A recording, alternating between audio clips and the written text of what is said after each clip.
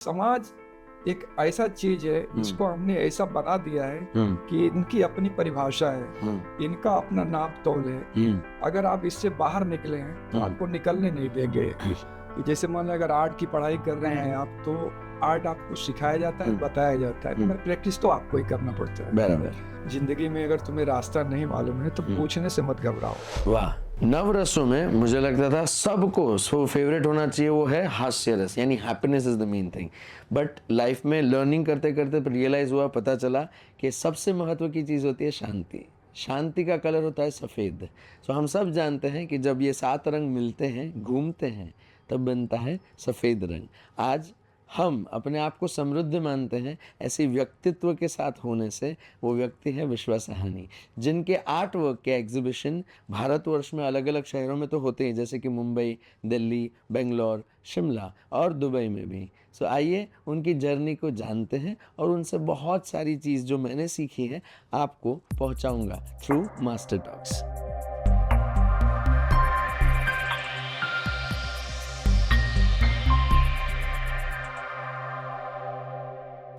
प्रणाम।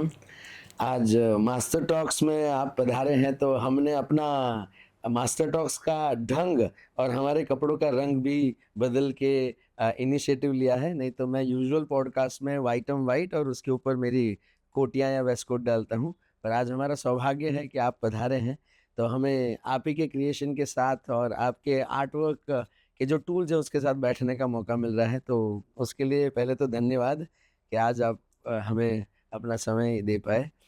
हम जानना चाहेंगे कि आपकी आर्ट के साथ की जर्नी कौन सी उम्र से शुरू हुई? जर्नी तो बहुत लंबी है, मगर आप रंग बिरंग से सजे हुए हैं तो ये देख के अच्छा लग रहा है। धन्यवाद।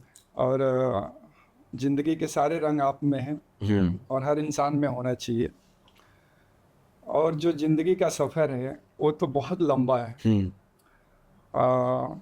जब हम चौथी क्लास में थे तभी हमारे मन में ऐसा आया और कुछ बनाया और कुछ लोगों को अच्छा लगा। हमें बोले कि अच्छा कर रहे हो। वाह। तो अच्छा कर रहे हो बोल के मुझे और अच्छा लगा। वाह। और फिर हम धीरे धीरे स्टार्ट किए।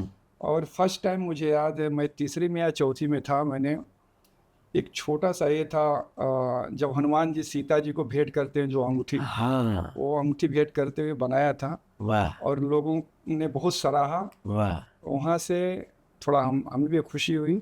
फिर धीरे धीरे रास्ता ये चौथी इंतिया में आपके साथ हुआ था? स्टार्ट हो गया। वाह वाह वाह वाह। और उसके बाद से गांव गिराऊं तो समझ ही रहे हैं। गांव में छोटा भी हो जाता था तो लोग बोलते थे कि अरे बहुत अच्छा किया। तो गांव में मेरा तो ऐसा शोर हो गया था कि लोग बोलते थे अरे वो लड़का है ना 5 मिनट में बिठा के तेरा फोटो बना देगा। ओह। अब सुन के मुझे दुख भी होता था कि इतना जल्दी हो भी नहीं पाएगा। हाँ। तो वो सोच के ऐसा लगता था कि हाँ 5 मिनट में हम लोग कैसे फोटो बनाएंगे। हाँ। तो वो मुझे सीखना पड़ेगा। हाँ। वो दिमाग में हरदम बैठ गया। वाह। और फिर सीखने की इच्छा चालू हुई वाह। और स्टार्ट हुआ। इसे धीरे धीरे 10वीं के बाद हम छोड़ दिए पढ़ाई और फिर कला के क्षेत्र में अपने आप को समर्पित कर दिए। वाह। और फिर पहले मुझे लग रहा है हैदराबाद गए। हाँ। फिर कोलकाता गए। हाँ। फिर दिल्ली गए। हाँ। फिर मुंबई आए। हाँ। तो मुंबई में भी बहुत सारे काम किए। ऐसा नहीं कि तुरंत मुझे मिल गया। 2-4 चीज़ें मैं आपसे शेयर करूंगा कि मुंबई में मैंने छोटे से छोटा जो भी, एक तो मैं ये बताऊं कि मेरे गांव के आदमी हैं, वो आए और बोले कि अरे तुम बैठे हो, कुछ काम करना है क्या? तो मुझे बताने में कुछ संकोच नहीं, अच्छा लग रहा है। तो बोले कि आ जाओ, मेरे पास 100-150 गाड़ियां हैं, धोना है। तो अगर तुमको काम नहीं तो आ जाओ। मैं एक दिन गया उनके साथ। ऐसा नहीं कि काम कोई छोटा बड़ा नहीं होता है, तो आपको रहना है, ठहरना है, रोजी रोटी चलाना है, अपना पेट पालना है। तो उस समय मेरे दिमाग में था, तो गया उनके साथ। मगर फिर मैं बोला कि अगर मान लो इसमें मैं फंसता हूँ तो मैं इसी में फंसा रह जाऊंगा, मुझे जो चाहिए वो नहीं मिलेगा। बराबर। फिर वहाँ से चला आया। फिर दिक्कत होने लगी मुझे। और समस्या ये है कि जब मैं घर से निकला था, घर का अकेला हूँ, तो मेरी मम्मी ने मुझे 500 रुपया दिया था। और पापा ने अलग से 500 रुपया दिया था, और दोनों जने मिल के 500 रुपया दिए थे, वाह, तो मेरे को 1500 रुपया था। सही।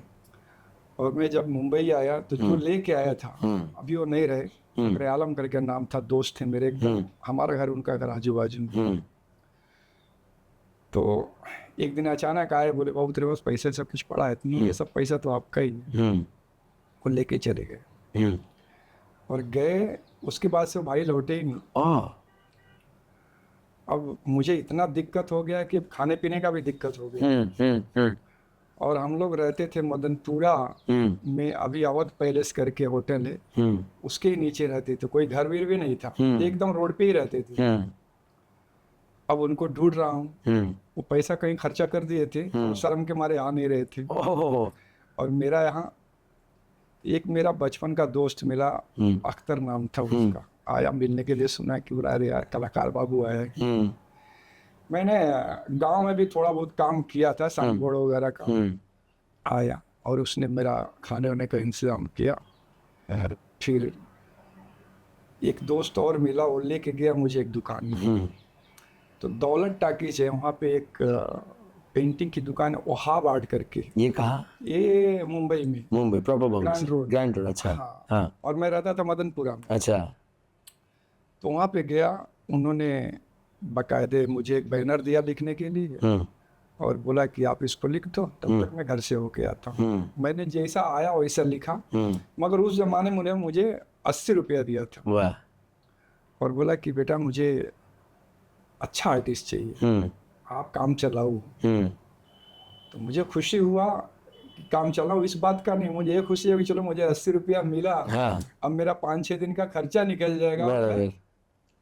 तो ऐसे ही लाइफ में बहुत सारे मोड़ हैं जो कभी इंसान भुला नहीं पाएगा उस चीज को। बाद में हमने 1-1 रुपया घंटे पे काम किए, 200 रुपया पे भी नौकरी की। और एक बार तो हम कारपेंटर का काम कर रहे थे, और वहाँ पे एक ऐसा हादसा हो गया कि एक दिन मैं खाना नहीं लेके गया था, और सब लोग खा रहे थे अपना, तो एक प्लाई का टुकड़ा पड़ा था, तो उस पे मैंने, मेरे जो सेठ लोग थे, दुखी राम सुखी राम, 2 भाई थे। ओहो। तो एक दिन मैं उनका वो जो पास निकालते हैं ना, उसी में फोटो पड़ा था, तो वो देख के मैंने फोटो ड्रैग किया और उल्टा करके रख दिया। दूसरे दिन जब आया तो वो लोग देख के मुझे हंस रहे हैं। मुझे लगा मुझे लेट हो गया क्या, ऐसा क्यों हो रहा है। मैं अंदर अंदर डर गया, चुका उस जमाने में 10 या 7 रुपया पर डे का मिलता था, और एक काम चल रहा था रति अग्निहोत्री के घर पे। तो मैं डरने लगा, बोला क्या बात है। तो जब आया तो लोगों ने उल्टा करके रखा, बोले कि आपने बनाया है। अरे यार आप तो कलाकार आदमी हो। और उस दिन से उन्होंने रांदा वांदा मरवाना मुझसे छोड़ दिया। और लेके अपने घर पे गए। वाह। जोगेश्वरी में रहते थे, भगवान उनको दे करे, दुखीराम सुखीराम। दुखीराम सुखीराम। वाह। और लेके गए घर पे, और खाना वाना बना के देते थे, और बर्तन भी मुझे छूने नहीं देते थे। वाह, वो सब उठा के वो, इतना रिस्पेक्ट। वाह। अब मैं उस समय 20-22 का होगा। हाँ। और उस समय वो 45 वगैरह के होंगे। इतना शर्म लगता था। एक दिन मैं वहां से भाग गया। मतलब इसलिए कि कुछ ज्यादा ही रिस्पेक्ट करने लगा, और मैं नहीं चाहता था कि पिता तुल्य थे। मैं वहां से निकल गया। निकलने के बाद फिर मदनपुरा आया, मदनपुरा के बाद फिर बोरीवली आया। बोरीवली में फिर साइन बोर्ड वगैरह का काम किए, और साइन बोर्ड वगैरह काम करते करते धीरे धीरे मैंने 1988 में स्टूडियो अपना डाला, दहीसर में ही। अच्छा। और फिर धीरे धीरे अपना काम धाम चलने लगा। क्या बात है। तो मैंने आपसे ये प्रश्न बहुत बार किया है कि आज के बच्चे ये इस क्षेत्र में, कला के क्षेत्र की पढ़ाई भी करते हैं, अच्छा खासा इन्वेस्टमेंट भी जाता है पढ़ाई में, चाहे वो ग्रेजुएशन करे, मास्टर्स करे। बहुत सारे लोग मैंने देखा ये आर्ट की पढ़ाई करने अब्रॉड भी चले जाते हैं, वहाँ से भी सीख के आते हैं, पर उनमें ये सारी चीज़ करने के बावजूद डर बहुत है। आपकी अगर बैकग्राउंड देखें तो इतना प्रबल जो सुखद लोगों को सपोर्ट मिलता है या बैकग्राउंड मिलता है, वो बैकग्राउंड नहीं था। फिर भी ये क्षेत्र में आना ये बहुत बड़ी बात है अपने आप में, और ये क्षेत्र के में जुड़े रहना, नहीं तो क्षेत्र छोड़ के लोग ऐसे, जैसे आपने ही एक दिन कहा था मुझे कि हमारे सारे पेंटर ने फिर वो फ्लेक्स बैनर प्रिंटिंग में घुस गए, मशीन ले लिया, अपना आर्टवर्क छोड़ दिया। पर आपने अपना आर्टवर्क छोड़ा नहीं, इतना चेंज आपने अपनी इंडस्ट्री में देखने के बावजूद। तो मुझे ये जानना है कि ये जुड़ाव आर्टिस्ट का अपने आर्टवर्क के साथ रहना, टिकना, आपका परिवार भी है, आपके साथ लोग भी जुड़े हैं, तो ये शक्य कैसे है? देखिए, पढ़ाई लिखाई अपनी जगह, वर्क अपनी जगह, पढ़ाई लिखाई एक ज्ञान है आपका एक जरिया है कि जैसे मान लो अगर आर्ट की पढ़ाई कर रहे हैं आप, तो आर्ट आपको सिखाया जाता है, बताया जाता है, मगर प्रैक्टिस तो आपको ही करना पड़ता है। बराबर। तो ये एक जरिया है, आप कहीं भी जाके सीखें, कहीं भी जाके करें, वो अच्छी बात है।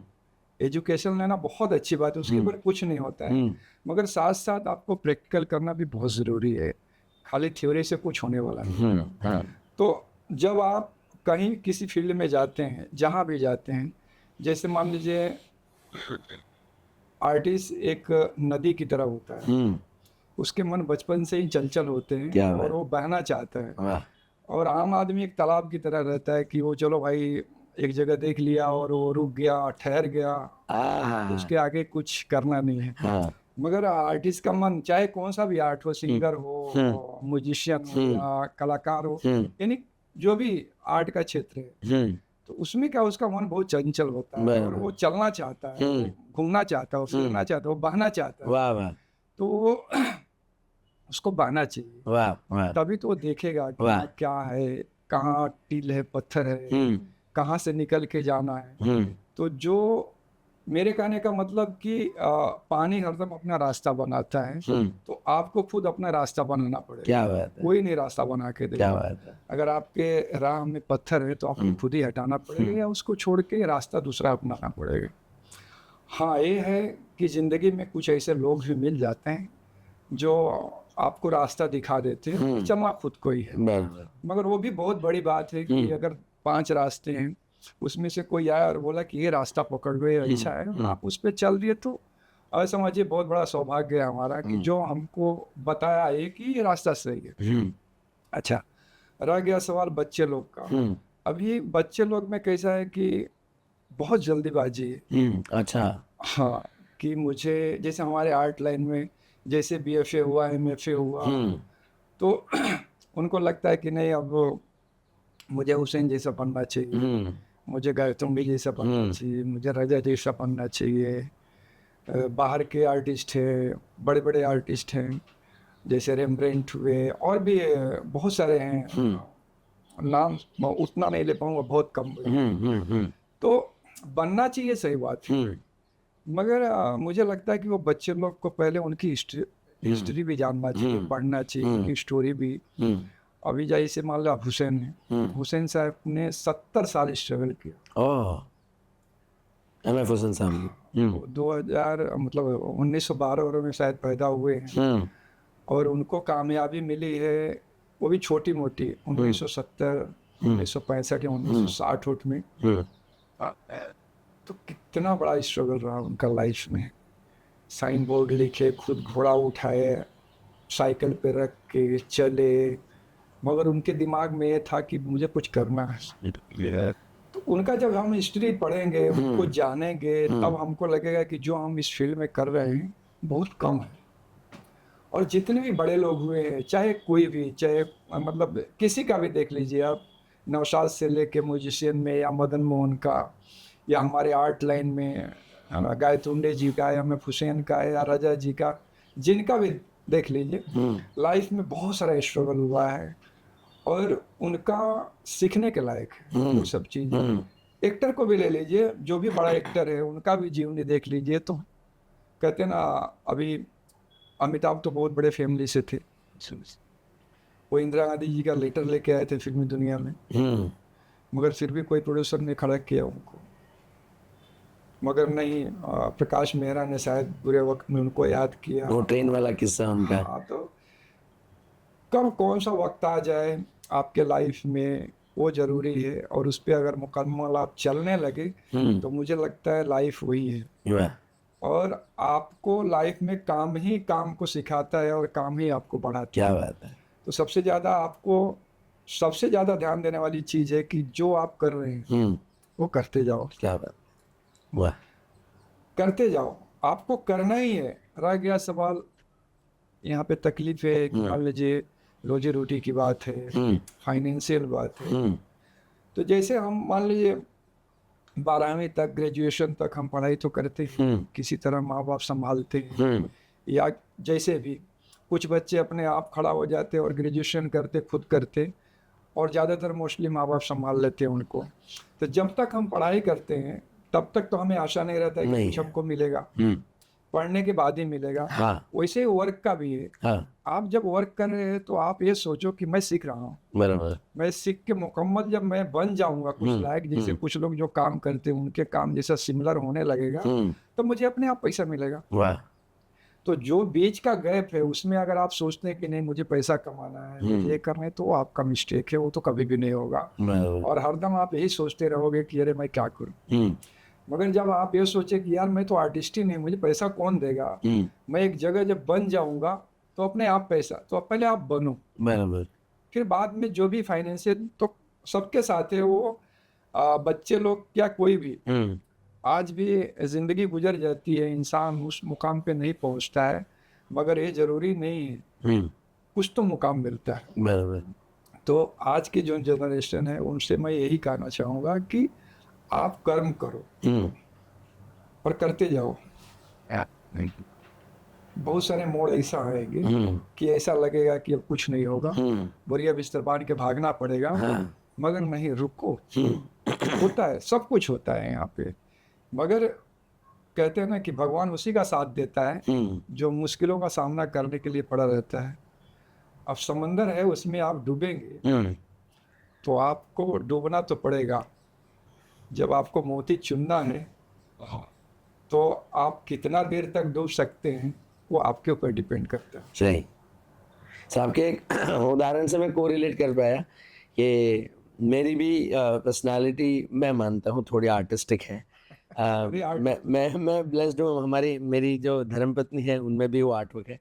तो मुझे ये रियलाइज़ हुआ कि हाँ, जो आर्टिस्ट होते हैं उनमें अपने काम को लेके जो जुनून होता है, पैशन, उसके साथ पेशेंस भी लगता है। आपने बहुत अच्छा बताया कि जो आर्टिस्ट बनना चाहते हैं उनको नदी बनना है, उसको जब ज़माना तालाब या एक ही जगह पे स्थगित रहने वाली व्यक्ति बनाने पे समाज तुला हुआ होता है। तो उस समाज की समझ में परिवर्तन लाने के लिए ही हम चाहते हैं आप जैसे आर्टिस्टों से मिले, बातें करें, बिकॉज़ ये टॉक ऐसे व्यक्तियों तक भी पहुँचेगा जो आज आर्टिस्ट बनना चाहता है और उसके घर में पैसे की नीड है, तो आर्ट वर्क को साइड में रख के पैसे को पहले रखेगा। नहीं, देखिए क्या होता है, ये दिल की बात है। सॉरी, जब कोई आपके दिल में कुछ रहता है ना, तो उसको तो आप पूरा करते ही हो, चाहे मुश्किलें कुछ भी आए। तो जब आप ये ठान लेते हो ना तो पैसा भी आता है, ऐसा नहीं कि नहीं आता है। तो आप ये करते हो कि चलो भाई पार्ट टाइम मैं कुछ करता हूँ और उसको जिंदा रखता हूँ। वाह, वाह। तो लाइफ ऐसे ही है, जब आपने ठान लिया है कि मुझे कुछ करना है तो आप सब कुछ देखते हैं, आपका फाइनेंशियल भी देखते हैं, क्योंकि आप भूखे तो रहोगे नहीं रहूंगे। भगवान ने ऐसा नहीं बनाया है कि आप भूखे 1 महीना रह सकते हो, खाना तो आपको खाना है, तो इंतजाम हो जाता है, इंतजाम में कुछ है नहीं है।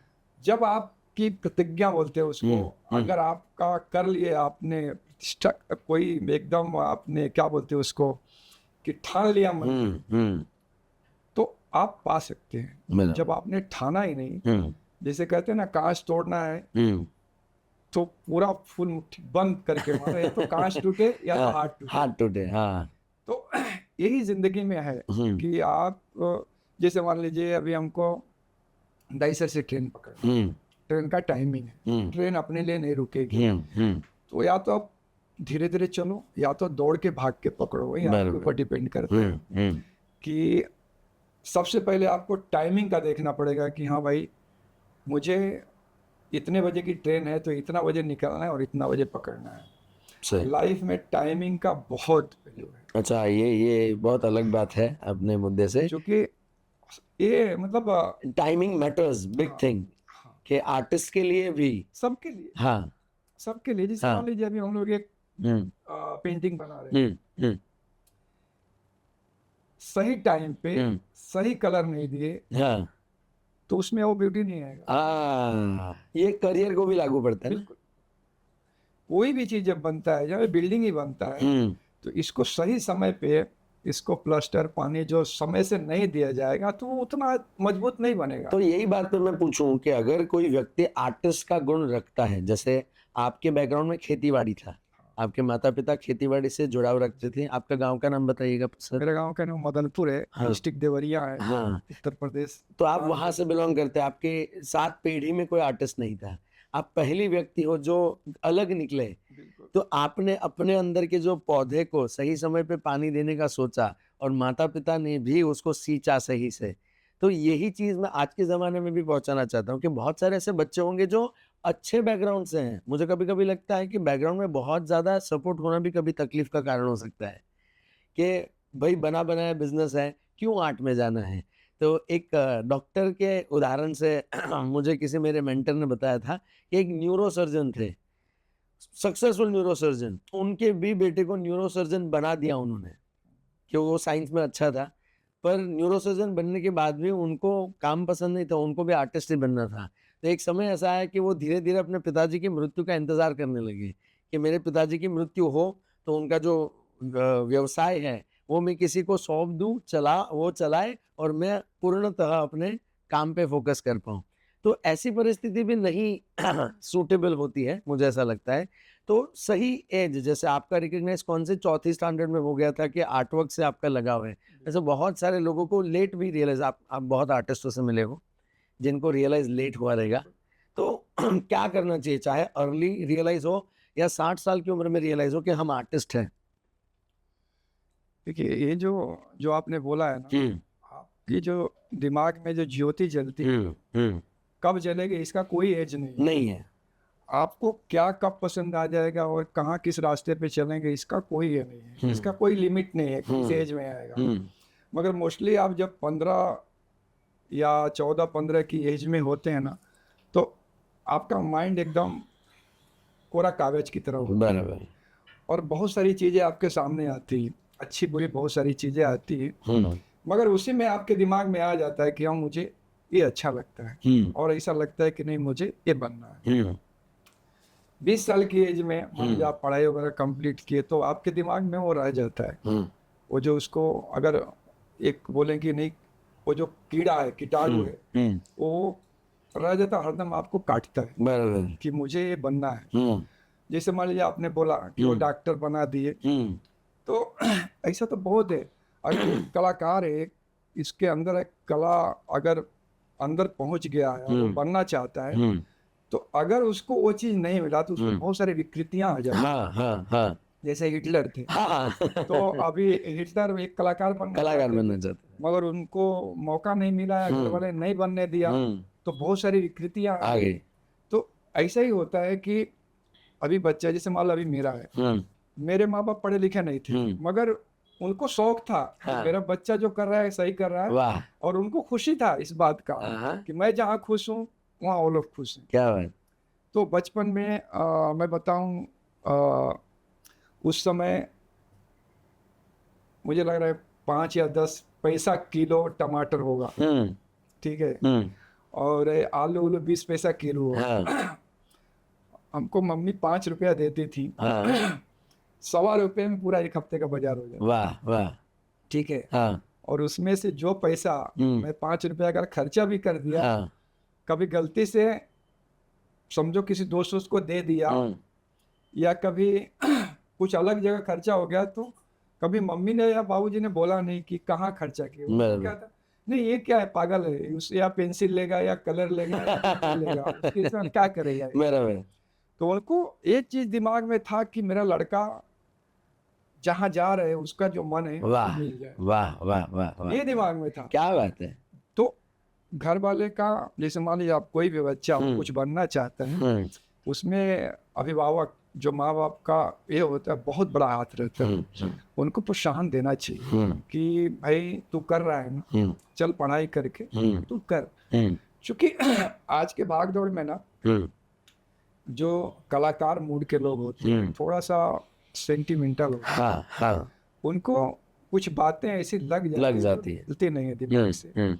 तो जाहिर सी बात है, जब वो भूख है एक, जब आपको खाना समय से नहीं मिलेगा तो कैसे आप तड़पने लगे। हाँ, वैसे ही कला है, जब हाँ, हमको वो मिलता नहीं है तो हमारे में एक तड़प पैदा होता है, और हम जब तड़प पैदा होते हैं अंदर अंदर मरते रहते हैं। हाँ, तो हाँ, मुझे वो किसी तरह से पाना है। अब इसमें या तो आप अपने मन को अस्थाई रखो, या तो कुछ कर बैठो। हाँ, दो चीज आता है, बराबर, मगर कुछ कर बैठो है तो पागलपन है। पागलपन। आप धैर्य से काम कीजिए, हर चीज दुनिया में हो जाता है अगर आपके पास सोचने की शक्ति अच्छी है तो। और नहीं तो अगर सोचने की शक्ति अच्छी नहीं है तो मुझे लगता है कोई आसान से आसान काम में विलम्ब हो सकता है बराबर। और नहीं होगा। अब मैं बता रहा हूँ कि जैसे आपने बोला कि माँ बाप का कितना हाथ है, माँ बाप का पूरा शरीर जाता है। वाह वाह वाह। अगर कोई माँ बाप अपने बच्चे को उसके जो भी, जैसे मान लो डांसर है या एक्टर है या जो भी है, उनको सही दिशा में अगर नहीं लेके जाते हैं तो उसके दिमाग में एक बात आ जाता है कि चलो मैं तो बच्चा था मगर मेरे माँ बाप तो जानते थे, बराबर। तो मुझे क्यों नहीं उस लाइन में जाने दी। ये सब बातें आती है। तो जब आदमी 40-42 का होता है, अगर मान लो काम काज नहीं है तो उसके दिमाग में बहुत गलत सारी विचार। चीजें आती है और वो निगेटिव बन के उसके दिमाग में एक पर्दा बन जाता है और उसी को देखता है, बराबर। चाहे कितना भी कुछ करो। तो ऐसी सब बातें हैं, मगर आपके ऊपर डिपेंड करता है कि आप क्या सोच रहे हो बराबर। और कौन सा वे पकड़े हैं आप, कौन सा रास्ता आप जा रहे हैं। ये भी बहुत जरूरी है। जरूरी है। जैसे मान लो कभी कभी बहुत विद्वान लोग गलत सोच के गलत काम कर लेते हैं। हाँ हाँ। कभी कभी अनाड़ी लोग जिंदगी में बहुत लोगों से पूछ पाछ के काम करते हैं और सही जगह पहुंच जाते हैं। जैसे हमारे बाबूजी कहा करते थे कि जिंदगी में अगर तुम्हें रास्ता नहीं मालूम है तो पूछने से मत घबराओ। वाह क्या बात है। पूछो, अगर नहीं कोई पूछता है तो वो 3 जगह चिपटता है। बराबर है। जैसे मान लीजिए उन्होंने जो एग्जाम्पल था थोड़ा सा गलत था, मगर जैसे कोई गंदा है, आपका पैर पड़ गया तो आप पहले आपका पैर पड़ा, फिर आप अंगुली लगाए, फिर आप नाक पे रखे, तो यही 3 जगह आप ये हो रहे हो। अगर वही किसी से पूछ लो ये सही है कि, तो बोल देगा नहीं ये गंदा है, निकल सकते हो वहाँ से, साइड से निकल। तो आप किसी से कभी भी कोई चीज पूछने के लिए आप घबराइए मत पूछिए। और लोग ऐसे हैं, जैसे मान लो कोई कलाकार है, अगर कोई बच्चे आते हैं तो मुझे लग रहा है कि 75% तो ऐसे हैं कि जो चाहेंगे कि सही रास्ता बताए। बराबर।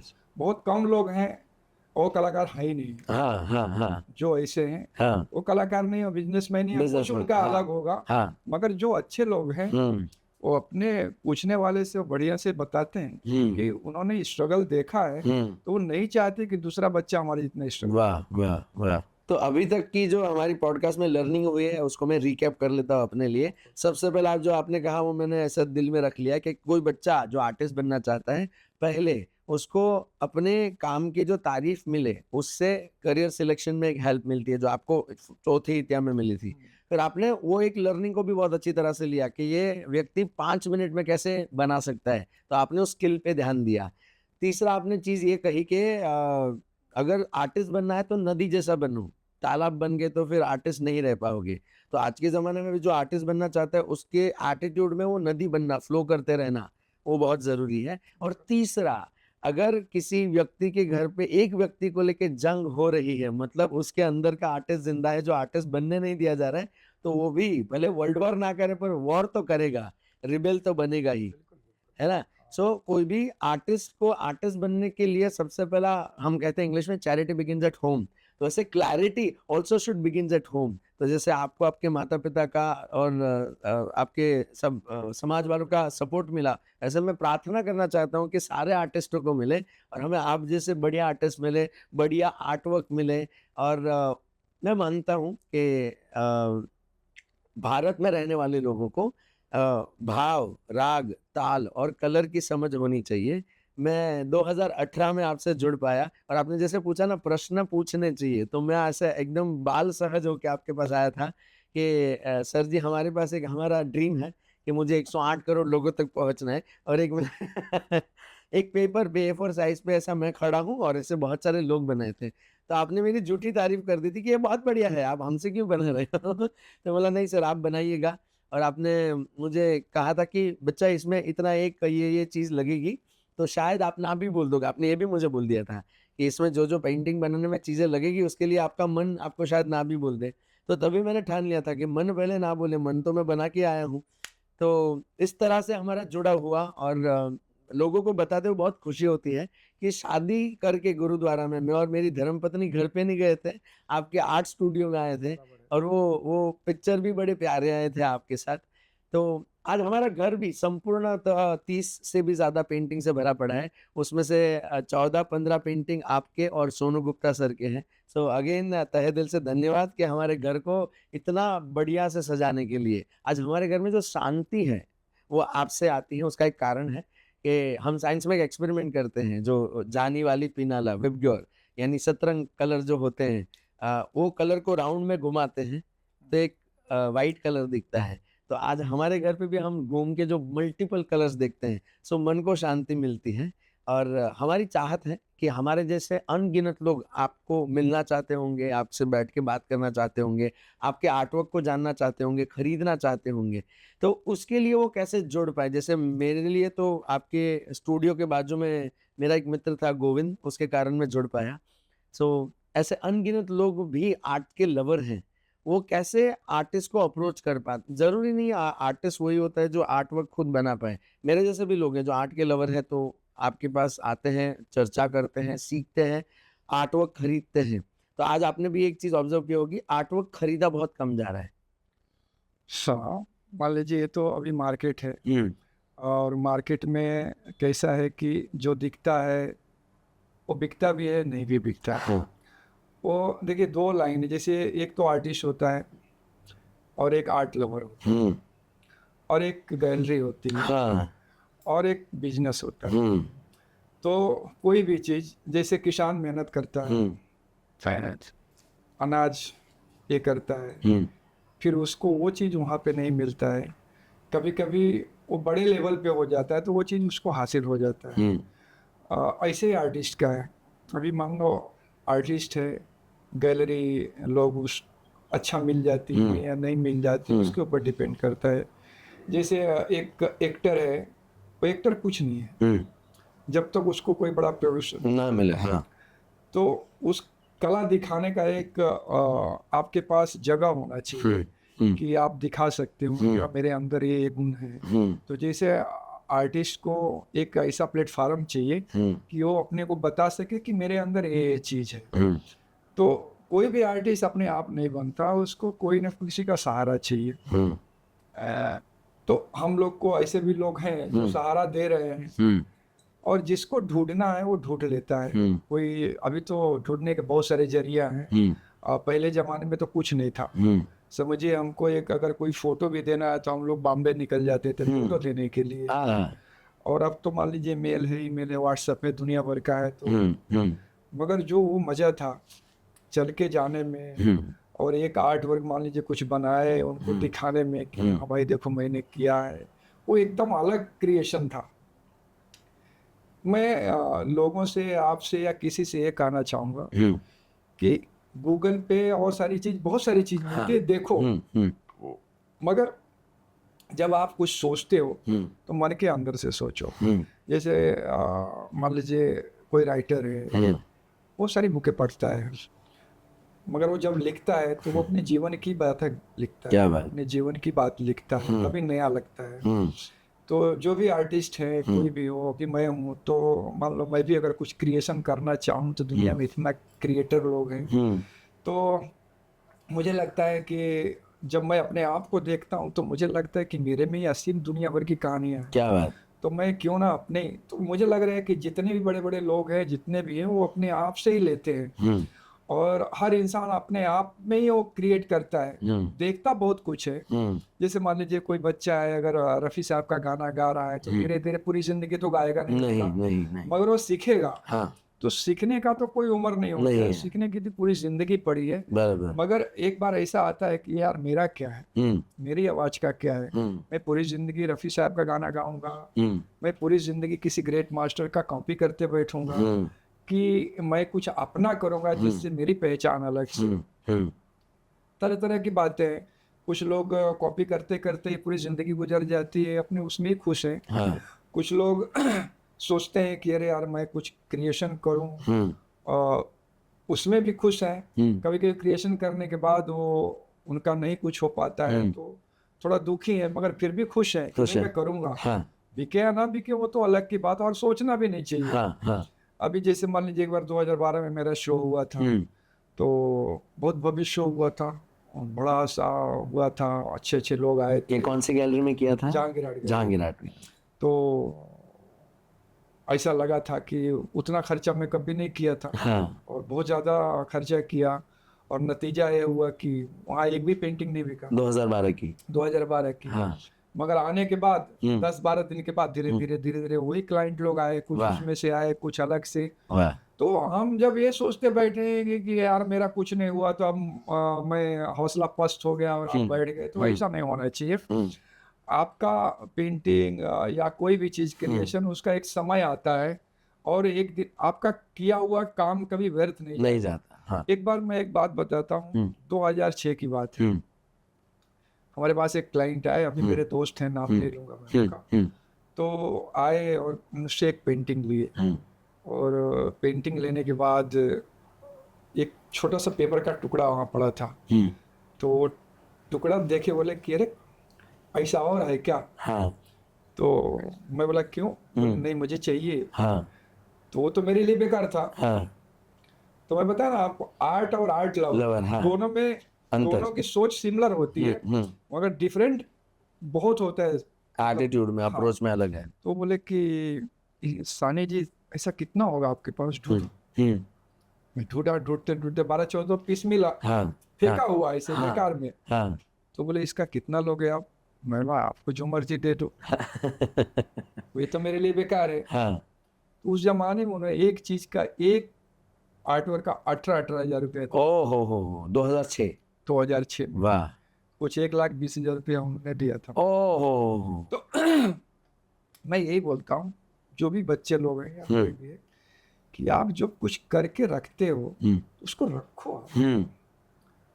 ये रखो कि उसको देखो तो आपको याद है कि मैं 2006 में कैसा था और 2024 में कैसा हूँ। आप कुछ लिखते हैं, कुछ करते हैं, तो वो छप जाता है। तो जब उसको आप देखते हैं तो आपको लगता है कि हाँ अब मैं क्या हूँ, कल मैं क्या था। तो छोटी छोटी चीजें आपको समय याद दिलाती हैं।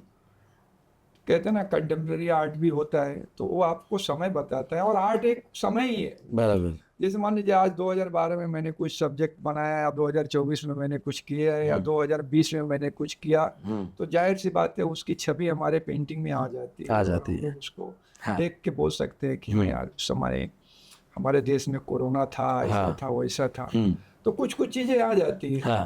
तो आपका माइंड जब आप काम करते हैं तो कहाँ पे काम कर रहा है वो भी जरूरी है। तो आर्टिस्ट को काम, देखिए हम लोग एक वर्कर हैं, हम लोग एक काम करने वाले हैं, तो हमें काम के सिवा दूसरा कुछ नहीं दिखता है। अच्छा एक बात और बोला आपने, समाज की बात। समाज। कला और समाज दोनों में थोड़ा सा डिफरेंट है, और सदियों से झगड़ा चलते आ रहा है। सामाजिक तौर तरीके अलग हैं, कलाकार की अपनी सोच है। कलाकार का माइंड डेवलप होता जाता है। जैसे जैसे जैसे मान लीजिए मैं कोई पेंटिंग बना रहा हूँ, तो मेरी पेंटिंग देख के समझ में आता है कि आदमी की सोच कैसी, जो इस लाइन में है, जो अनुभवी है, वो समझ जाता है। कलर चार्ट देख के समझ जाता है कि ये आदमी की सोच कैसी है, कूल है, गर्म है, क्या है, किस टाइप का इंसान है। तो जब राजा रवि वर्मा ने पेंटिंग कुछ बनाए, तो उस समय वहाँ के जो भी ब्राह्मण लोग थे उनको बोले नहीं जैसा मैं बोलता हूँ वैसा बनाओ। तो लेकिन ये जो कहानी है वो मैं बनाऊंगा, सच है वो बनाऊंगा। तो उनके ऊपर केस कर दिए ओह और उनको बहुत तकलीफ दी। उनको बोले कि अपने घर में वेश्या बनाते हैं, बिठाते हैं, ये करते हैं, वो करते, बहुत बदनाम किया गया। हाँ यहाँ तक कि वो जो उनकी मॉडल थी उनको भी घसीटा गया कोर्ट। तो कोर्ट ने पूछा उनसे, तो वो बहुत अच्छा बात बोला। उसने बोला कि देखो ये समाज है, समाज हमें वेश्या बना के रखा है, मगर ये आदमी हमें सरस्वती बना के क्योंकि वो उन्हीं को बना के बिठा के सरस्वती बनाए, उन्हीं को बिठा के लक्ष्मी बनाए। वाह तो ये समाज है। समाज ये जरूरी नहीं है कि हम अच्छे हैं तो हमको अच्छा कहें। समाज एक ऐसा चीज है जिसको हमने ऐसा बना दिया है कि इनकी अपनी परिभाषा है, इनका अपना नाप तोल है। अगर आप इससे बाहर निकलेंगे तो आपको निकलने नहीं देंगे। और जो निकल गए वो आर्टिस्ट हो गए, बराबर। और जो उसमें बंधे रह गए वो सामाजिक हो गए। तो जो भी आपको करना है जो आर्ट से रिलेटेड रखता है, उसका जो माइंड है उसको इस तरह से डेवलप करना है कि समाज मेरे काम की नहीं है, मेरे काम का मेरा वर्क है। वाह वाह वाह वाह। और मुझे क्या कोई बोल रहा है इससे कुछ लेना देना नहीं है। जैसे कोई सामाजिक काम कुछ बोलता है आदमी तो इस कान से सुने और इस कान से निकाले, अपने काम पे ज्यादा ध्यान दे कि हाँ भाई मेरा काम है। क्योंकि लोग जब आप काम करते हैं तो लोग समाज के तौर तरीके से आपको देखते हैं। बोलते क्या तेरा बाल बड़ा हुआ है, क्यों नहीं थोड़ा अच्छा से कर लेते।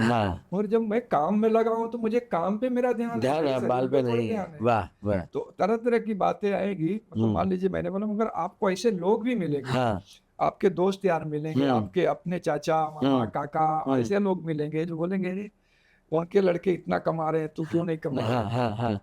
हमारे सामने भी ऐसे हुआ है। तो भाई अब नहीं कमा रहा हूँ तो नहीं कमा रहा हूँ, मगर जो मैं कर रहा हूँ वो मेरे लोग जानते हैं, जो आर्टिस्ट है जो इस लाइन के, वो जानते हैं कि भाई कितना मेहनत कर रहा है।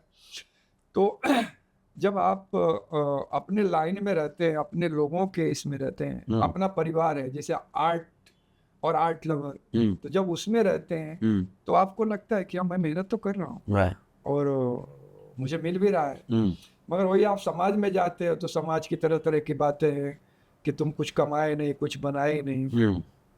आर्टिस्ट का बनाना क्या है? आर्टिस्ट पैसा तो बनाता नहीं। वाह कुछ वाह वाह वाह। वो कुछ आपको दे के जाता है, वाह। बाद में वही समाज उससे सीखता है और दूसरे को उदाहरण देता है, एग्जाम्पल देता है, मगर उसका साथ नहीं देता। गायतोंडे जी के साथ भी यही हुआ है ना? हाँ, कि उनकी लाइफ टाइम में उन्होंने इतना पैसा नहीं कमाया, पूरी लाइफ बेकारी में गई। हाँ। कितने साल तक एज इट इज रहे वो बिना समृद्धि के? समझिए डॉक्टर थे। हाँ 1924 में शायद पैदा हुए, हाँ पता नहीं, मगर 1924 मुझे ऐसा याद आ रहा है। हाँ। और शायद 2002 में मरे। तब तक उनके लाइफ में दुख ही दुख था।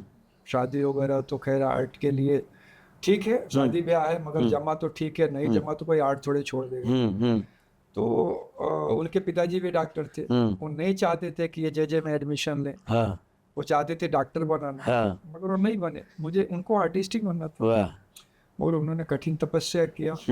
और मान लिया आज वो नहीं है, मगर आज इंडिया में उनका एक लेवल है कि भाई आज सबसे ज्यादा महंगी अगर किसी की पेंटिंग बिकती है तो गायतोंडे जी की। क्या अमाउंट रहेगा अभी अगर उनकी पेंटिंग का बोला जाए तो? अभी पिछले सीजन में गया उनका 47 करोड़ के क्या। किसी भी आर्टिस्ट को ले लीजिए, जैसे अमृता शेरगिल का ले लीजिए, 28 साल में उनकी मौत हो गई।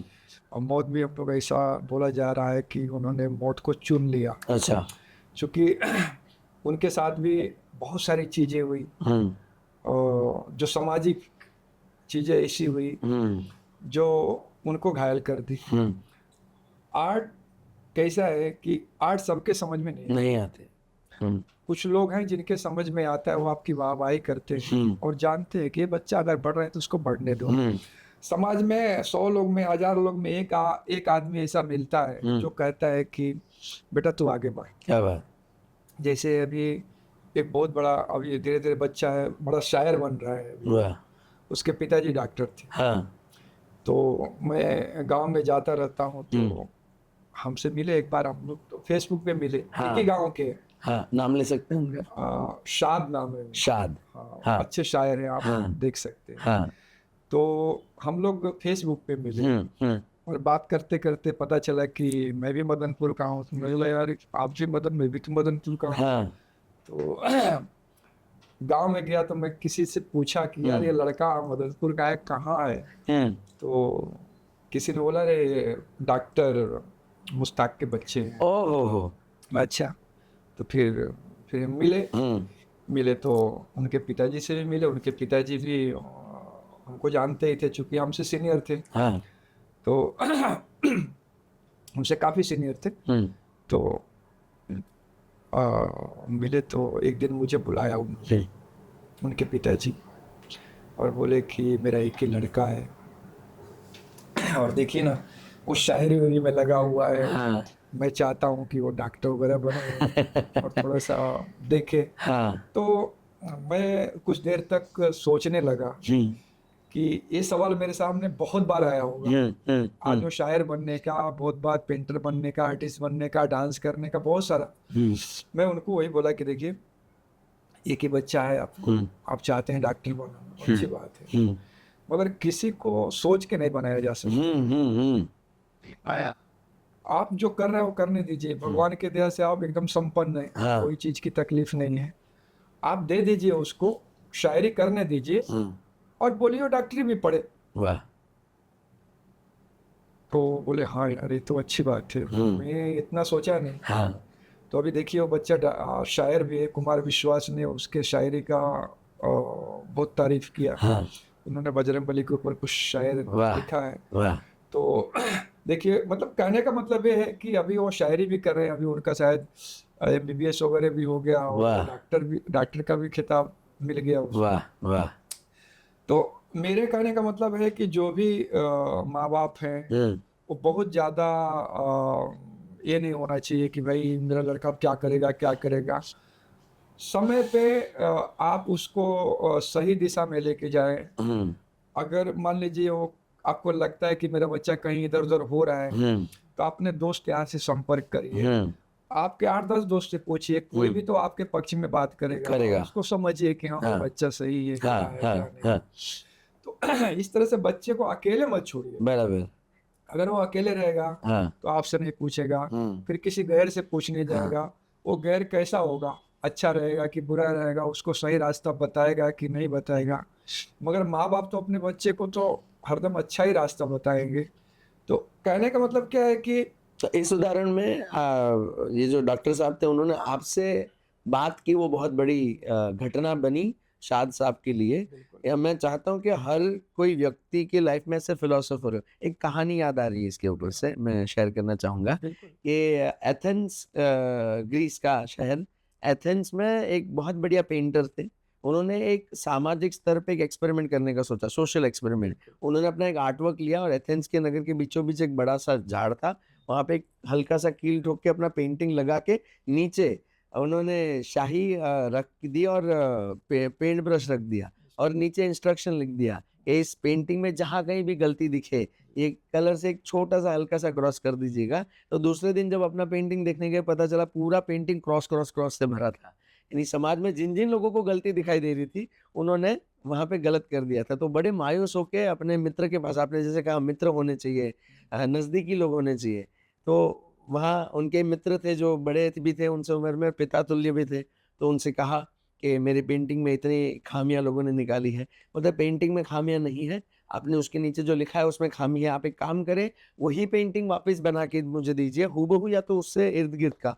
तो आर्टिस्ट ने वो पेंटिंग बना के दिया और एथेंस के नगर के बीचों बीच वापस से वो पेंटिंग लगाया गया, सेम शाही और ब्रश रखा गया और वो पेंटिंग पड़ा रहा 1 हफ्ते तक, फिर भी उसमें कोई परिवर्तन नहीं आया। तो जब आर्टिस्ट को ये पता चला तो उन्होंने सोचा कि ऐसा क्या किया रहेगा उन्होंने। तो वो गए और देखा कि वो पेंटिंग के नीचे लिखा था कि इसमें नीचे कोई भी गलती है, नीचे कलर पड़े हैं, सही कर दीजिएगा। और ये थे सोक्रेटिस जिनके पास ये गए थे। तो वैसे ही आप जैसे व्यक्ति चाहिए समाज को जो बता सके कि व्यक्ति अगर मन से आर्टिस्ट बनना चाहता है तो उनको मगज से व्यापारी बनाने पे मत तुलो, उनको हाथ पांव से मजदूर बनाने का मत तुलो। जिसका मन लग चुका है इसलिए मैं कहता हूँ कि जो आर्टिस्ट होते हैं ना, उनको आज से हम हार्टिस्ट कहना शुरू करें, क्योंकि आप देखिए आर्टिस्ट के अलावा जितने भी लोग हैं उनकी मेहनत के लिए शब्द प्रयोग है गधा मजूरी। इसलिए मैं पर्सनली मेरे विद्यार्थियों को भी कहता हूँ, माता पिता को भी कहता हूँ सेमिनार में, कि अपने बच्चों को मेहनत करने के लिए मत बोलो, वो गधा मजूरी हो जाता है। स्मार्ट वर्क करने के लिए नहीं कहो, वो लोमड़ी जैसा शाना हो जाएगा, पर हार्ड वर्क करने के लिए कहो, वो अपनी फील्ड का शेर होना चाहिए। आज आप जो भी पायदान पे है समाज के, पर आप अपनी फील्ड के शेर हो। नहीं, शेर वाली बात नहीं है, मगर कैसा है कि देखिए कभी कोई शेर जो होता है वो जंगल का राजा होता है, बराबर। मगर बहुत सारे जंगल होते हैं, बहुत सारे जंगल में शेर होते हैं, हाँ सबकी तुलना अलग अलग अलग होती है, है। ऐसा नहीं है। हाँ मगर एक चीज होता है कि जैसे मान लीजिए आप टीचिंग करते हैं, आप पढ़ाते हैं, तो आपसे भी अच्छे लोग होंगे, आपसे भी बुरे है। लोग होंगे, मगर आपका एक लेवल है, एक मुकाम पे आप पहुंच जाते हैं तो लोग आपकी सराहना करते हैं कि भाई ऐसा ऐसा है करके। तो आप जिस मुकाम पे पहुंचे हैं वहां पे अगर ठहर गए तो आप वहीं के रह गए, हाँ मगर जब आप बोलते हो कि नहीं अभी यार मुझे और कुछ जानना है, और कुछ बताना है लोगों को, तो अपनी सोच को और बढ़ाते हैं, और भी बुकें पढ़ते हैं, और आपके जो फेवरेट राइटर हैं या जो भी हैं, जो टीचर हैं, जो ज्ञान बांटते हैं, उनको आप देखते हैं, उनको पढ़ते हैं, उनको जानते हैं कि भाई क्या क्या इन्होंने बोला, उनके शब्दों को आप सुनते हैं। तो ये लाइन कभी रुकती नहीं है। हाँ। जो आर्ट की लाइन है ना, ये कभी स्टॉप नहीं होती है। बराबर। वो एक सागर है, तो वो सागर कभी खत्म नहीं होता है। बराबर। आप बढ़ते जाओ, कहाँ तक जाओगे आप? जहाँ खत्म हो ये आप हाँ मर गए, हाँ वहीं आप खत्म हो सकते। तो आपने जो फील्ड चुना है, चाहे जो भी फील्ड हो, आप उसमें आप रुक नहीं सकते हो। आप एक बार अमित जी का मैं इंटरव्यू सुन रहा था, तो उन्होंने बात किया था कि उनसे पूछा पत्रकार ने कि आप तो इतने महान कलाकार हैं, आपको तो स्क्रिप्ट देख के तुरंत ये हो जाता होगा और झटका नहीं हो जाता? बोले नहीं बाबा, मैं आज भी डरता हूँ। हाँ स्क्रिप्ट जब भी मेरे हाथ में आता है तो आज भी डरता हूँ कि मैं सही कर पाऊंगा कि नहीं। और जिस दिन मैं बोल लिया कि नहीं मैं नहीं डरता हूँ, अमिताभ ही नहीं रहे। क्या बात। तो कोई भी जब एक स्तर पे जाता है तो जैसे जैसे बढ़ता है वैसे वैसे उसकी सोच भी बढ़ने लगती है, और वो जिस मुकाम पे है ना, तो वो अपने मुकाम से और आगे देखता है कि, और ऐसा नहीं दुनिया में कि आप हो कोई भी बड़ा आदमी हो, अगर मान लीजिए अदानी को ले लीजिए, अदानी अगर मान लीजिए आज रुक गए तो यहीं पे स्टॉप हो जाएंगे, उनसे बहुत लोग आगे निकल जाएंगे, और उनसे भी बड़े बड़े लोग हैं, तो अपने बड़े लोगों को देखते हैं कि भाई ये इतने लेवल पे कैसे गए।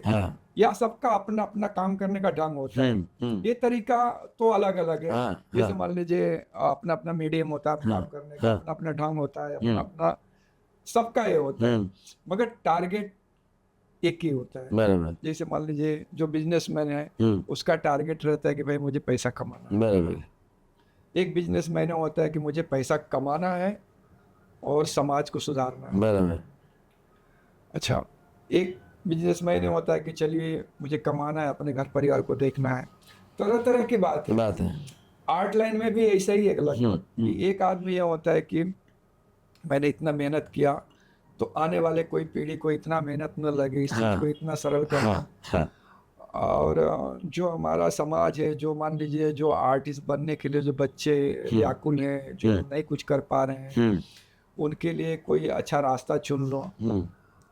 कुछ लोग सोचते हैं कि चलो यार मेरी रोजी रोटी अच्छा चल जाए, निकल जाए। तो सारे चीज में और एक बात मैं करना चाहूंगा आपसे कि आपके लाइफ में जितने अच्छे लोग का प्रभाव नहीं पड़ता है, उतने बुरे लोग का प्रभाव पड़ता है। बुरे लोग आपको जो ताना देते हैं, जो बोलते हैं ना, वो जिंदगी में कभी आदमी भूलता नहीं। और उसको ताना बाना जो है आदमी को एक सीढ़ी होता है, एक मार्ग बनता है चढ़ने का। एक बार मैं बताता हूँ, मुझे लिखने का बहुत शौक है। तो मैं शायरी वगैरह लिखता था, तो मुझे बहुत शौक था कि मैं गाना रिकॉर्डिंग करा, और मैंने रिकॉर्डिंग भी कराया है। वाह 1993 में वाह। 5 गाना रिकॉर्ड वाह, वाह। करा लिखा हुआ। क्या बात।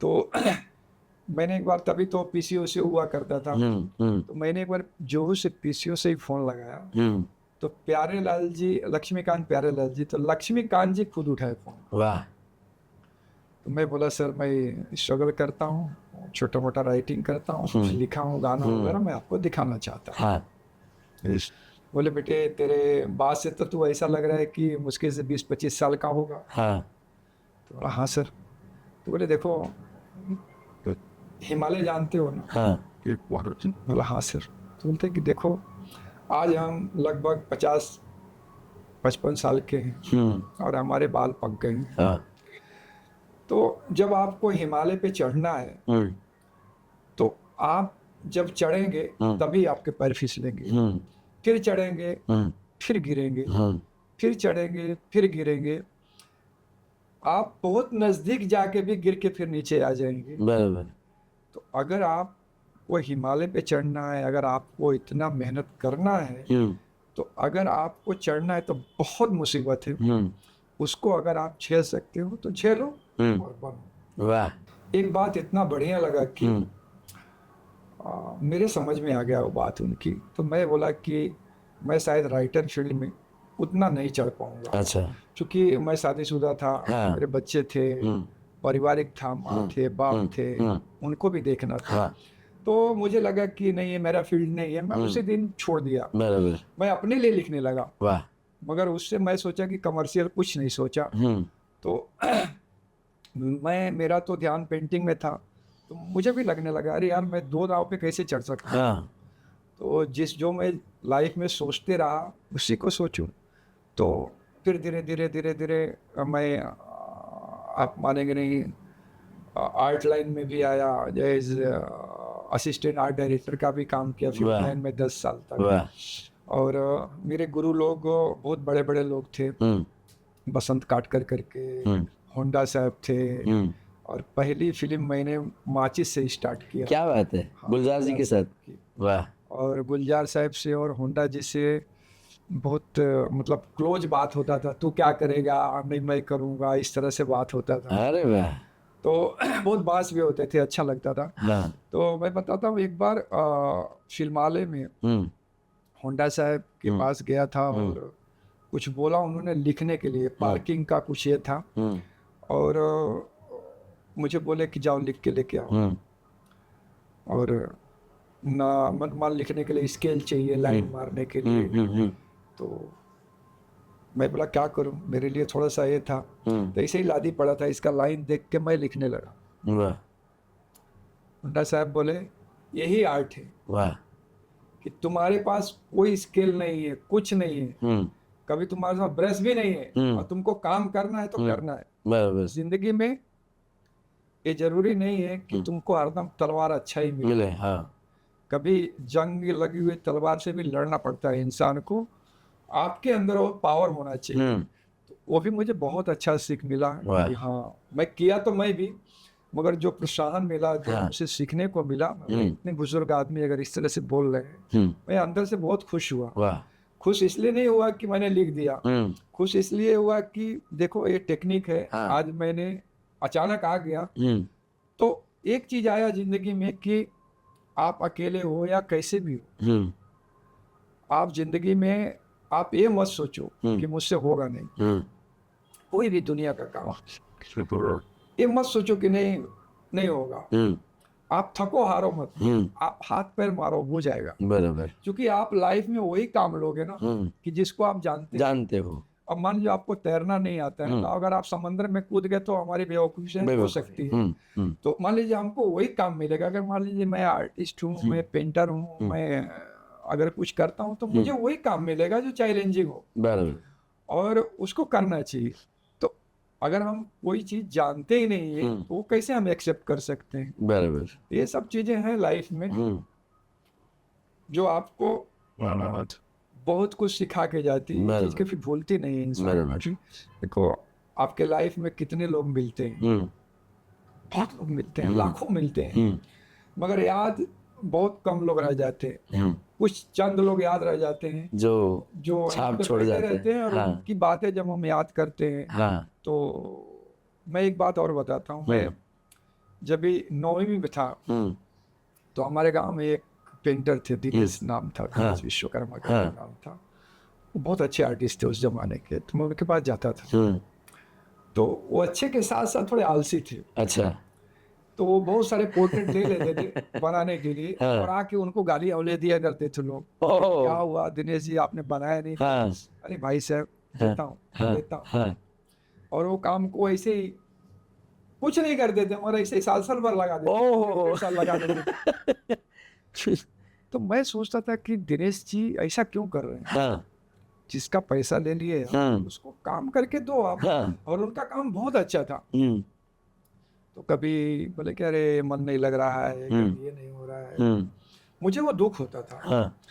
तो उनसे ये चीज समझ में आया कि जब उनके बारे में सोचना है तो मैं बोला मैं कभी इनके जैसा बनेगा तो ऐसा नहीं करूँगा। अरे वाह वाह, क्या बात है, मैं टाइम पे देगा। Very good. जिसे कहते हैं ना कि एक बाप के 2 बेटे थे। हाँ पिता बहुत बड़ा शराबी था। हाँ तो बड़ा लड़का बोला कि अरे यार पिताजी, वो भी शराब पीने लगा। हाँ तो उससे पूछा गया कि आप शराब क्यों पीते हैं? तो पिताजी की वजह से। पिताजी शराबी है, तो मुझे भी जाहिर सी बात है शराब पीता हूँ। हाँ छोटे से पूछा गया कि आपके पिताजी शराबी, आप शराब क्यों नहीं पीते हो? तो बोले अरे यार, मैं देखा शराब पी के उन्होंने बहुत सारी गलतियां की, को ताड़ना देना, को गाली देना। तो मुझे लगा कि नहीं, होश में रहना बेटर है। वाह। तो आपके आजू बाजू में आपका माहौल रहता है, आपको लेना है कि क्या लेना चाहिए, बराबर। क्या सीखना चाहिए। तो मुझे वो चीज आज भी याद है कि आज भी मैं किसी का काम लेता हूँ हाथ में, जैसे मान लीजिए कमर्शियल, और कुछ काम ऐसा आ जाता है कि कोई बोलता है सर इतना टाइमिंग में मुझे चाहिए, तो मेरे को होने लायक रहता है तो आप हाँ बोलते हो? हाँ बोलता नहीं हूँ, तो? और मैं टाइम पे देता हूँ। क्या बात मैं है। कोशिश करता हूँ एक दिन पहले कर दूँ। वाह वो बात मुझे याद है। वाह। तो आपके लाइफ में अगर आप चल रहे हैं तो आपके लाइफ में कभी ये सब चीजें आ जाए कि इस चीज के लिए आदमी इतना परेशान थे, तो आपको हरदम याद रखें। बराबर है। जिंदगी ऐसी नहीं है कि मतलब आप कोई भी चीज को निगलेक्ट करते जाएंगे तो नहीं है। आपको उसी में से देखना, आपके आजू बाजू में जैसे बहुत सारे मान लीजिए खाना है, खाना में जब हम लोग खाते हैं तो कुछ मिर्ची सिर्ची दुनिया भर का अलग चीजें रहता है। तो जो खाने का चीज है वही हम खाते हैं, बाकी निकाल देते हैं अपने खाने में से। हाँ, तो आपका लाइफ भी ऐसा ही है। अगर आपको सही से आपका लाइफ, अगर आप चाहते हैं कि हाँ मुझे बनाना है, अपने राह पे चलना है, तो बहुत सारे कांटे भी आते हैं, उसको बचा के चलो। बढ़िया, तभी आप जा पाओगे। ये आप में इसके लिए सक्षम होना चाहिए कि आप देख पाते हैं ये कांटा है, कि ये क्या है। और ये सबके लिए लागू पड़ता है, व्यक्ति चाहे आर्टिस्ट हो या ना हो। हमारे पॉडकास्ट का एक हिस्सा है जिसको हम कहते हैं बिग थियोरी, जिसमें हम बात करते हैं हमारे मास्टरों से कि आपकी लाइफ में वो BIG, बी यानी बुक, वो ऐसी कौन सी किताब है जिन्होंने परिवर्तन लाया, और आपके मंतव्य से ये ऐसी किताब है जो आपको लगता है कि ये लोगों को भी पढ़नी चाहिए। बहुत सारी बुकें हैं, मगर मैंने एक बुक पढ़ा था, उसका नाम है ययाति। उस बुक में महाराष्ट्र राइटर हैं, बहुत अच्छा बुक लिखा है उन्होंने।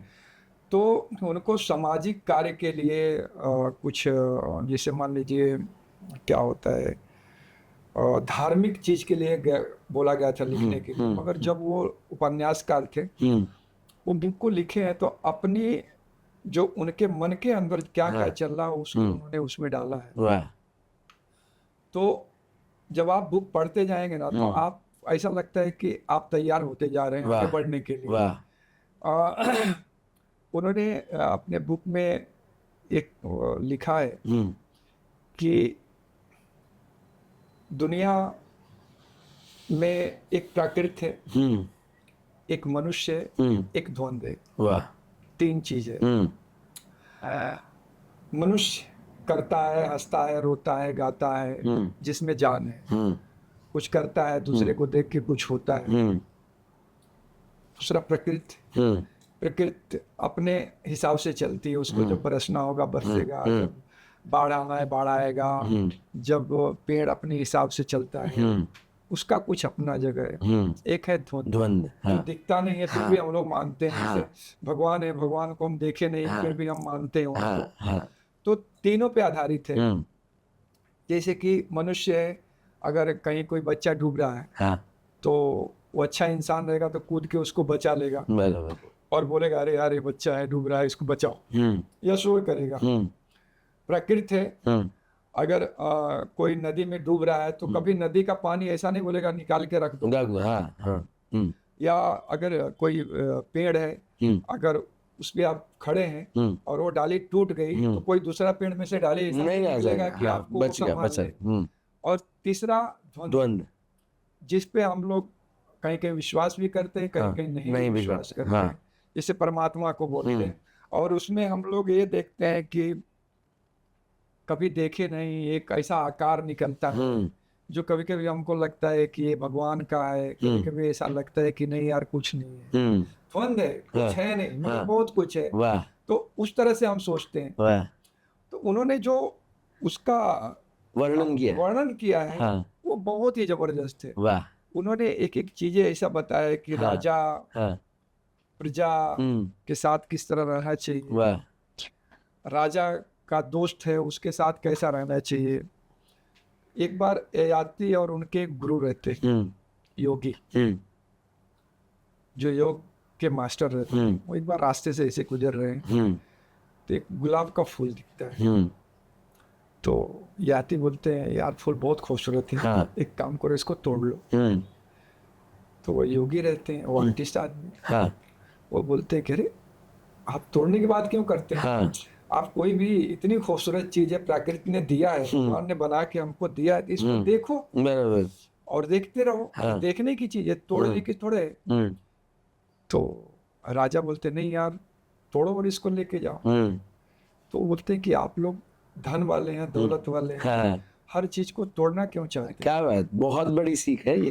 तो आप लोग तोड़ना क्यों चाहते हैं? भगवान ने इसको सबको देखने के लिए बनाया है। जब तक इसकी खूबसूरती है तब तक आप भी देखो, क्या बात, और लोगों को भी देखो। वाह वाह वाह। तो योग आर्टिस्ट में और राजा में यही डिफरेंट होता है कि जो आर्ट को समझता है प्रकृति को समझता है। क्या बात। और जो अमीर सोच के आदमी है, मतलब जिनका नेचर ये सिर्फ पैसा ही है, वो सिर्फ ये सोचते हैं कि नेचर कुछ भी नहीं है, कुछ भी हम कर सकते हैं। तो जिसके अंदर कुट के कला भरा हुआ है तो उसके अंदर नेचर का ख्याल रखना उसके अंदर आता है। अगर उसके अंदर जैसे मान लीजिए एक झाड़ है तो आर्टिस्ट कभी तोड़ना नहीं चाहेगा, उसको चाहेगा कि चलो यार ये बड़े, किसी को छाया दे, कोई बैठे, इस तरह से सोच होता है। मगर अलग ढंग के जो लोग हैं उनको क्या लगता है कि चलो यार तोड़ दो, कम से कम बकरी तो खा लेगी। मतलब यानी अपना फायदा देगा। तो इसमें यही होता है कि एक आदमी वो होता है कि जो अपना फायदा देखता है और एक आदमी वो होता है कि चाहता है कि मेरा भी हो और समाज का भी हो। तो सबसे जो प्राकृतिक व्यक्तित्व है वो सारे आर्टिस्ट है, मतलब जिसकी सोच थोड़ा दयालु है।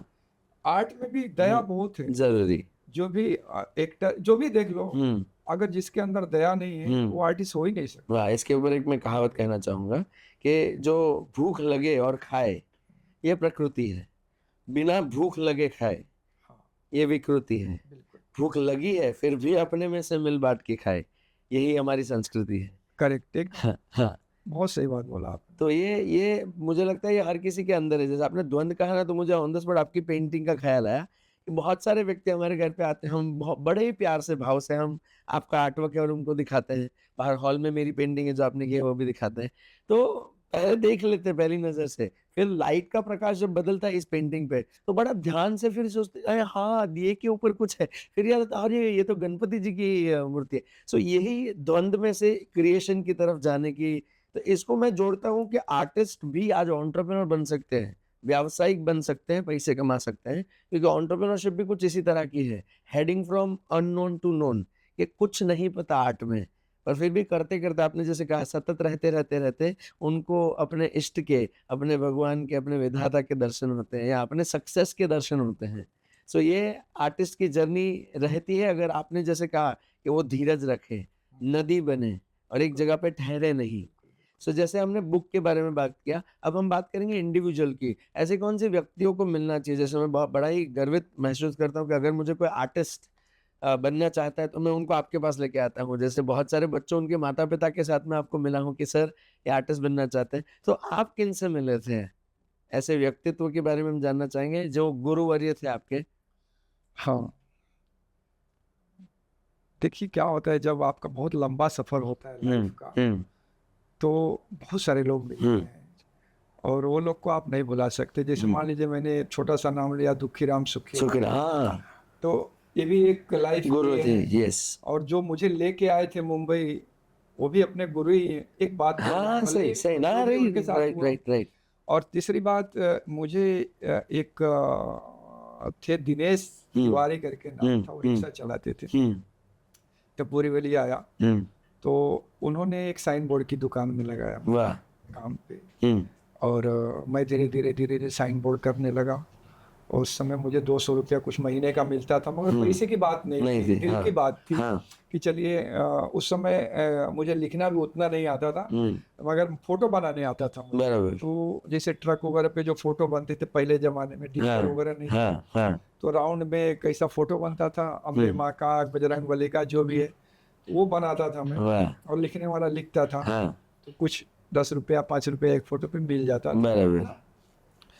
तो एक दिनेश हो गए, ऐसे बहुत लोग मिले हैं हाँ, जो लाइफ में मतलब बढ़ावा दिए हैं। दिए। और एक मेरे दोस्त थे जयराम कुड़ुप्पर के, उन्होंने भी बहुत एक किया। तो ऐसे लाइन में बहुत लोग हैं। जैसे जब मैंने फिल्म लाइन पकड़ा, हाँ, उसमें बहुत सारे आर्टिस्ट मिले जो जे आर्ट्स वगैरह से थे, हाँ। काम करते थे। तो देख के उनको भी प्रभावित हुआ मैं। वाह, तो देख के ऐसा लगा कि यार मैं क्यों नहीं कर सकता। क्या बात है। तो मैं भी धीरे धीरे धीरे करने लगा। वाह। फिर बाद में हमारे गुरुजी भी मिले, हाँ, वेद प्रकाश जी। वेद प्रकाश। तो उनको देख के तो मुझे भगवान जैसा लगा कि हाँ। भगवान का दर्शन हो गया। हाँ, तो ऐसे बहुत लोग हैं। और मैं बता रहा हूँ ये जो सीरीज की बात मैं कर रहा हूँ, ये पेंटिंग है, हाँ, ये नेहरू सेंटर में हुआ था। तो 2018 में। 2018 में। हाँ, तो इसमें एक ऐसा द्वीप के ऊपर एक थीम था आपका। थीम था। हाँ, लैंप। उसमें ऐसा था कि वो भी एक मन की बात थी। तो उसमें थीम यही था कि दीप तो एक सिंबल था, एक उदाहरण था, मगर कहने का मतलब ये था कि आप का जीवन लगता है कि अंधेरा है, तो आप अपने जीवन में उजाला लाइए, दीप जलाइए। जलाइए मीन्स क्या है कि आप एकदम कमजोर हो गए हैं, तो आप मेहनत करो। जलाना मीन्स क्या होता है कि आप कोशिश करो, आप अपने अंदर की अग्नि चालू रखिए। हाँ। तो जैसे कि मैंने उसमें एक बात जब ये हुआ तो कैटलॉग में लिखा था ये बात कि जैसे हमारे पास आँख है और हमको सब कुछ दिख रहा है, मगर एक बार ऐसा सिचुएशन होता है कि सूरज ही ना रहे, कुछ नहीं रहे, हमें एक अंधकार में डाल दिया जाता है। जैसे कोई गुफा में चले जाते हैं तो हमें एकदम सुन्न हो जाते हैं, हमको आँख रहते हुए कुछ नहीं दिखता है, कुछ भी नहीं दिखता है। तो उस समय मैं या कोई और एक कोशिश करता है और एक ज्योति जलाता है, वैसे हमारी आंखें भी चमकने लगती। क्या बात।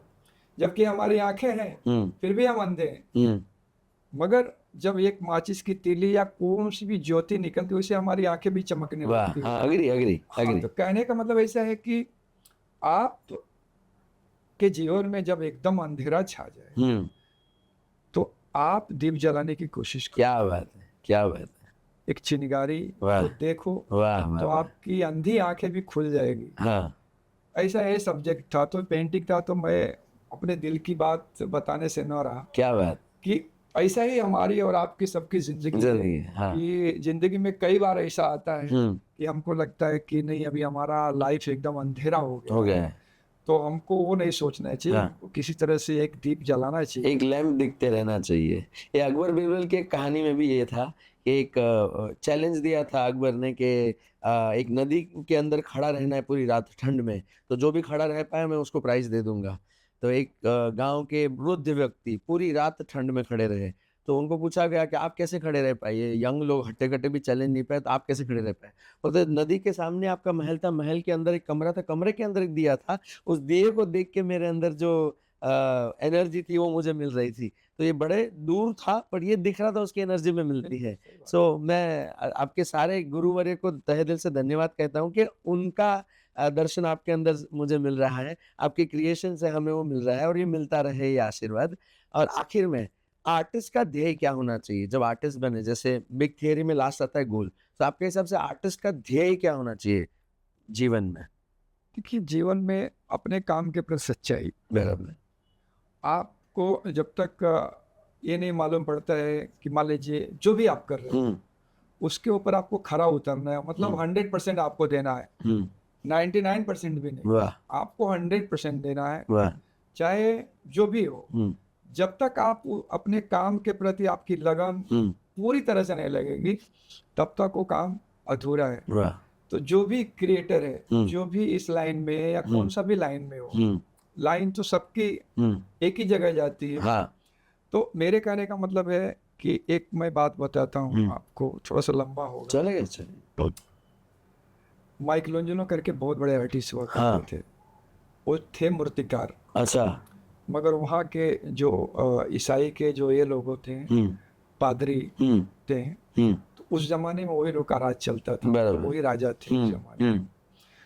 तो उनको बोला गया कि कितना कुछ बहुत ऊंचाई पे उनको काम करने के लिए, वहाँ पे एक डोम बनाया बहुत बड़ा।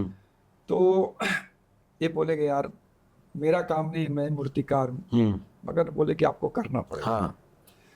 तो वो जब लेके गए उनको वहाँ पे, तो वो देखे और उनके समझ में कुछ आए, वो चोरी से भाग गए उधर से।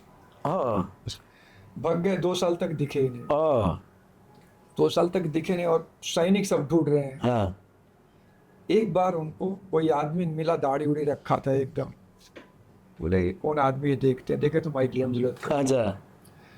तो पकड़े, सैनिक ने पकड़ा, राजा के पास लेके आया। तो बोले कि तुम भागे क्यों?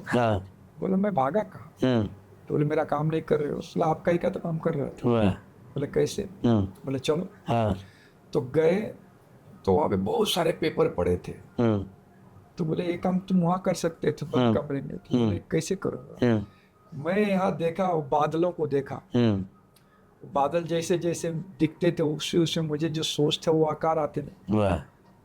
तो जब खुले आसमान में आया तो मुझे वो रेफरेंस मिला, बंद घर में क्या मिला, कुछ नहीं मिलता, इसके लिए मैं आया। तो कभी कभी ऐसा होता है। फिर उन्होंने उसमें से बहुत सारी ड्राइंग किया और इतना थाक कर रखा था, फिर लाके उसी रेफरेंस से उन्होंने पूरा डोम क्रिएशन किया। वाह। So that's why. तो कहने का मतलब क्या है कि आप जो भी करते हैं, जो भी करते हैं, तकलीफ तो होगा आपके लाइफ में, होगा, मगर आप उसको घर में नहीं, बाहर कहीं भी जाके करो, क्या तो उसको करो। वाह वाह। Keep performing. आर्टिस्ट बनना है तो कीप परफॉर्मिंग। आर्टिस्ट मतलब नहीं बोल सकते, कुछ भी बनना है आपको, तो आप अपने आप को इतना डेवलप करो। आपको कहीं, जैसे कि कभी कभी ऐसा हुआ, एक बार मैं गया था कोल्हापुर, चंद्रकांत मांडरे करके बहुत बड़े एक्टर थे, जिन्होंने सबसे पहले शिवाजी महाराज का रोल किया। क्या बात? मराठी मूवी। बहुत बड़े आर्टिस्ट, उनका एक म्यूजियम है। तो उधर गया तो वहाँ पे एक तस्वीर थी, वाटर कलर, तो उसके बारे में उन्होंने लिखा था कि पेंटिंग करते करते मैं गया तो देखा कि बारिश हो रहा है, और मैं बोला कि अभी वाटर कलर है तो बारिश में मैं कैसे बनाऊंगा। मगर मैं बनाना स्टार्ट किया, बाहर बारिश हो रहा है, मुझे पता नहीं चल रहा है, मगर मैं उतना गुम हूँ कि मुझे कुछ मालूम नहीं पड़ रहा। और पेंटिंग बनाया, और पेंटिंग बना के जब पीछे मुड़ के देखा तो एक बुढ़िया माँ मुझे छाता ओढ़ रही। क्या बात है, क्या बात है। तो मैं देखा तो मुझे वो भगवान लगी। आर्ट का कोई उतना बड़ा बायर नहीं अच्छा लगा जितना बड़ी वो लगी। हाँ, क्या बात है। तो कहने का मतलब क्या है कि जब आप करते जाओगे ना, हम्म, तो आपको कोई छाता लेके आए, क्या बात है, क्या तो बात है। आप करो। और ये विश्वास होते रहना चाहिए कि आप सतत रहेंगे तो ये छाता देने वाला भी कोई रहेगा। मतलब आप कोशिश करोगे तब, क्या बात। और नहीं कोशिश करोगे तो कुछ भी तिनका भी नहीं लेगा। वाह, वाह, वाह। तहे दिल से धन्यवाद सर आपका। आज बहुत सारी लर्निंग मिली है हमें and hope for the best. ये मास्टर टॉक्स द्वारा, आपके द्वारा हमें और भारतवर्ष को और विश्व को बहुत अच्छे अच्छे उभरते हुए आर्टिस्ट मिले। तहे दिल से धन्यवाद आपका। Thank you so very much sir. Thank you.